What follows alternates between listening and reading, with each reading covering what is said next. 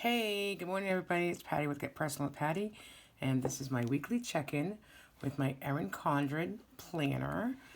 And this is my financial dump all that I keep track of when we spend money, where we spend money, and what we budgeted compared to what we're spending. So if you're new here, thank you and welcome to my channel. I try to do weekly videos. Budgeting is my number one priority. Weekly check-ins and being accountable and intentional with our money. Both paying off debt, saving, and just spending, overall. It's my husband and I, and we do have a 10-year-old daughter. So that's just a little bit about our family. I work. My husband works. So he's self-employed. His business does bring in money for the household. We keep track of that. I let's be honest, I keep track of that in a just a Erin Condren an Erin Condren notebook, which I changed up this year. I've been using Erin Condren notebook this year. I just track his income, expenses, what gets transferred to the business tracker, etc. And then for joint fixed bills, we have one checking account. We put all our money in there for just fixed bills, and we now keep track of that in here, the Erin Condren book. January was kind of all over the place with how I wanted to design it, but it was the first month. So February, I hope just to have a little bit more cleaner pages. So the Erin Condren note planner, this is the monthly planner, has the monthly calendar view, and then it has this dashboard view where you can put goals, your top 4 goals for the month. That's how I do it. I usually put a quote here or something.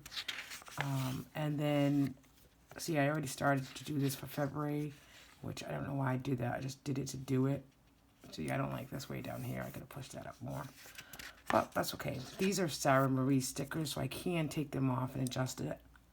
My debt tracker, I'm trying to keep track of monthly of what we pay and what's the ending balance. And then, so there's a lot of note pages, and that's when I'll put in here our income and what we're paying, a transaction log to keep track of our, monthly and weekly check-ins, etc. I also use the budget by paycheck method. I've been following the Budget Mom for, I think, going now on 3 or 4 years, and have been very successful in using it. Even though I have credit card debt, I have savings, I have emergency funds, I do cash envelopes for some of my variable spending, so it's very successful for me. And I will be doing my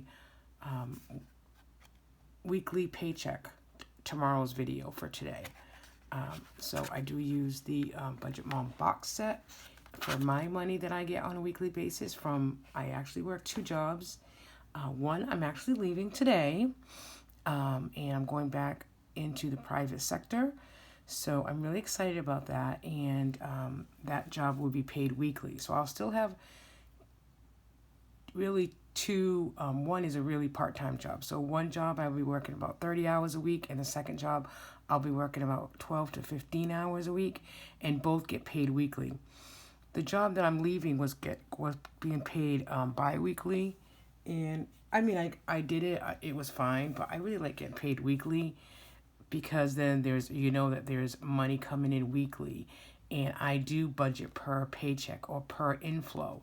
So I do budget weekly. I do have a budget spread weekly, and that's what the Budget Mom basis is really about. Instead of worrying about on a monthly basis what needs to get paid and how am I going to pay it, the idea is every time you receive an income or inflow, it doesn't have to be income, you receive, I do it, I know it sounds silly, but if I win $100 on a scratch ticket, I'll break out a budget by paycheck worksheet, which you can get online. You don't have to buy the books, but this is the budget, paycheck budget tracker it's called, but you can call it, your inflow tracker. And I do one of these up. I do, okay, I won $100, and this is where I'm putting it toward. putting it toward bills. Usually if I win $100, it's really envelopes and sinking funds. But that just gives you an idea. It's not just for income. If you win something, if you're getting a check back for, whatever it is, any inflow, money that's coming into your household, if you follow the budget by Budget Mom's workbook or paycheck method weekly, whenever you get something in some inflow in on a monthly basis is when you should be breaking it down. It's just smaller increments that just makes it easier to follow a budget. Okay, that being said, so we are looking at in my calendar, I do a Friday start to a Thursday because I get paid on Friday. That's why I do this. It's just for me a little easier and cleaner to look from left to right. So ironically enough, my daughter has CP and is learning how to read and all that jazz. And one of the things that the teacher has said to us is that they're trying to really teach her how to read from left to right, because that's how you learn how to read. And isn't that true? Because my visual for my budget is Friday to Thursday because I get paid on Friday. A few other YouTubers might get paid on Tuesday, so they go from Tuesday through Wednesday. So it's funny how it's from left to right. So it starts very young. Okay, so this was the 14th through the 20th, and it looks like we did. I have a key here at the bottom when I use my stickers and when we spend money throughout the week. So it looks like we had lunch or dine out. 1, 2, 3 different times, and I only wrote 2 down in my wins, so I gotta change that to a 3. And then it looks like we did gas twice, and I know we're due for gas, so that probably will happen this weekend. So that was like 30, 55. And then we did a Marshall's run, Marshall's, TJ Maxx, all that. It's a dangerous store, so I count that as household. So we have Marshall's, and then Walgreens was also household. We have not paid our Comcast bill yet. We're doing that this week. But we had a couple of fixed bills that were paid. Coastal is a car payment. My Jeep is a car payment. We do have a puppy who's already 7 months old, but he's a big boy. So we had his grooming appointment for $96. And then yesterday I did go to Walmart for some half and half and something else, and that was $21. So overall, not a bad week of spending. I mean, comparative to the other weeks, as you can see, I use the no spend stickers. I get those stickers from Life in Envelopes over on Etsy. So this week we only had 1 day with no spend, and kind of the last 2 weeks we've averaged 3. So in this column here, I just kind of keeping track of where we are as far as wins. So this week we did have 3 dine outs and 1 no spend. And ironically, last week and the week before was the opposite. We had 3 no spends and 1 dine out. So okay, not a big deal.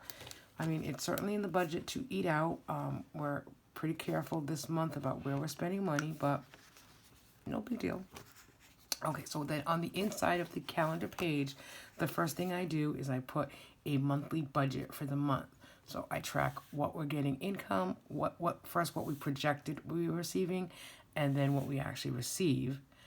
And then my envelopes, cash envelopes that I use for the month: groceries, dine out, extra childcare, specialty grocery, household, house cleaner. Those are basically what I use every month and via cash. My sinking funds change up. There are some sinking funds that I'm going to use for the whole year, and then monthly I might do, different monthly challenges or a couple of new sinking funds. Our debt is here.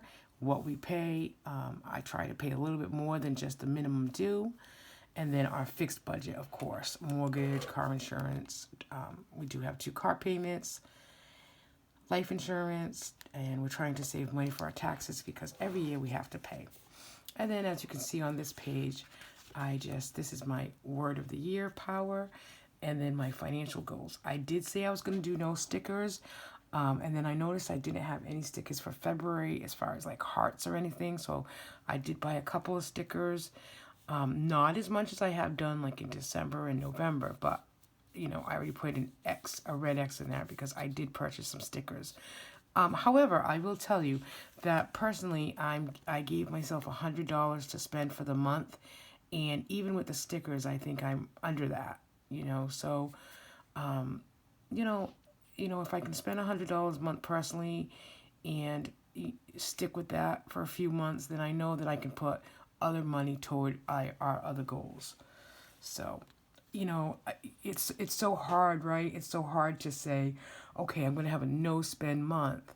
Personally, I'm going to have a no spend on sticker month. And then you see all the new stickers coming out, and I really, really do love them. So I'm just trying to, be intentional. I'm always intentional of what I spend. And did I need them 100%? No. But I am staying within my $100 limit for the month, so that's a win. Exactly. You can't.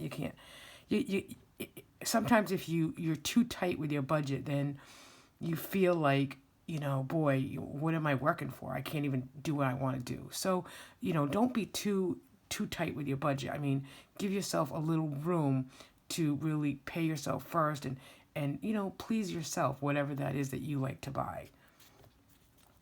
And then my January savings challenges are listed here. My reverse monthly is 120. My word of the month is power, so that'll equal 77. So I'm almost done with that.